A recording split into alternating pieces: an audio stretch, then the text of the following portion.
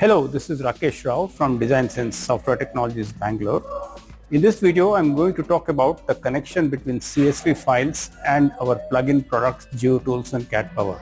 So you may have noticed that GeoTools and CADPower produce most of their reports in the CSV file format. Now there is a good reason for this.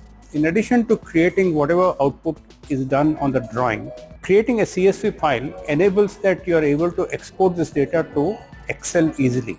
Now what we have observed is that for almost all CAD users, once the CAD part of the work is over, the focus shifts to Excel.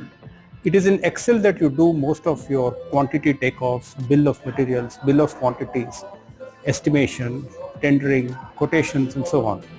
And you need to be able to move or extract your CAD data into Excel as soon as possible. Now that is the reason why most of the CADPower and GeoTools commands produce their output in CSV file format. Now if you have not noticed this, please observe carefully in each one of the dialog boxes of our commands. There is usually an output option which exports into CSV. The reason why we keep it CSV and not XLSX is because we want to be as platform independent or operating system independent as possible. So maybe sometimes you don't have Excel installed, maybe you're using LibreOffice, OpenOffice or some other compatible spreadsheet program.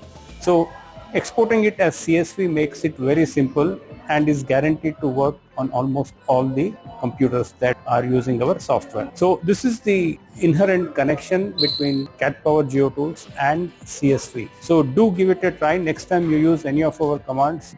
Please do look. There is probably a CSV output which is happening and maybe sometimes you're not observing it or you're missing it out.